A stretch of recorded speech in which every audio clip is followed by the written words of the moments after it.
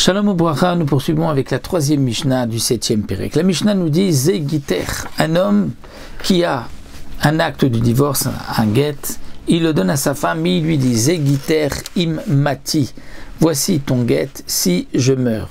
Que signifie voici mon get si je meurs? On comprend que ce get sera valable lorsqu'il va mourir et on ne peut pas divorcer après la mort. Zegiter imati mecholise, voici ton get si je meurs de cette maladie. Donc un homme qui était malade et il dit si je meurs de cette maladie, voici ton get.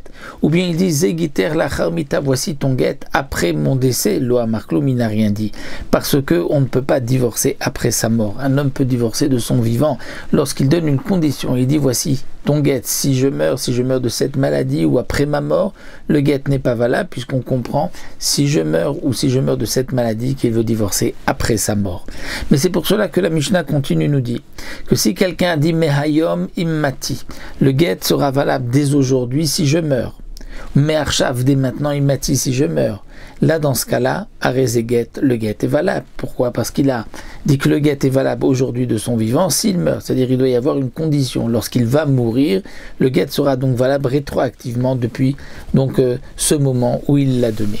Maintenant, la Mishnah continue un troisième cas, Me'ayom ou lachar mita. Si quelqu'un dit, voici le get, il donne le get à sa femme, il dit Me'ayom dès aujourd'hui, ve'lachar mita, mais après sa mort. Qu'est-ce que cela veut dire Me'ayom lachar mita?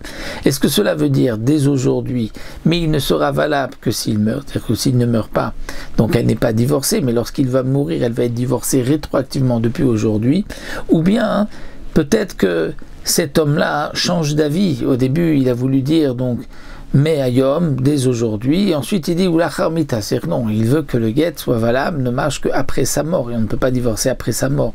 Eh bien, ici il y a un safek, nous avons un doute, quelles sont les intentions de cet homme? Est-ce qu'il a voulu dire dès aujourd'hui, mais à condition que je meure, donc lorsqu'il va mourir rétroactivement, le get sera valable dès aujourd'hui, ou bien non, il change d'avis, il dit que le get sera valable aujourd'hui, mais ensuite il dit non, qu'il sera valable après sa mort. Eh bien la Mishnah nous dit get veno get, le get est get, mais il ne l'est pas, c'est-à-dire on va prendre les chumrot des deux cas. Immet, s'il meurt, on devra quand même exiger la khalitza, pas le yiboum, parce que peut-être que le get était valable, mais elle devra faire khalitza parce que peut-être que le get n'était pas valable. Un autre cas, Zegiter me'ayom immati mecholise, un homme qui dit voici ton get, ton acte de divorce, il est valable dès aujourd'hui, immati mecholise, si je meurs de cette maladie. Et cet homme-là est mort par la suite, mais on ne sait pas s'il est mort de cette maladie ou pas. La Mishnah nous dit ve'amad, ve'alar bashouk, donc il s'est levé de cette maladie, ve'alar bashouk, il a été au marché, donc c'est-à-dire qu'il est sorti de chez lui, donc il avait l'air d'être rétabli, mais ensuite ve'chala, il retombe malade, va mettre et il meurt. Alors, est-ce que lorsqu'il est mort ici, c'était de la première maladie ou pas? Puisque dans sa condition, il avait dit, voici ton get dès aujourd'hui, si je meurs de cette maladie. Donc, il faut qu'il meure de cette maladie pour qu'il soit valable. Alors, la Mishnah nous dit, Omdi Moto, on va évaluer.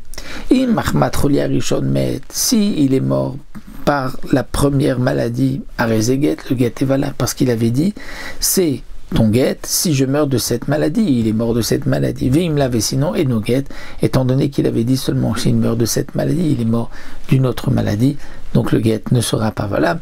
Donc voici ce que la Mishnah vient nous enseigner, le din, donc dans un cas d'une formule qui est leachar mita, après la mort, nous avons vu que ce n'est pas valable.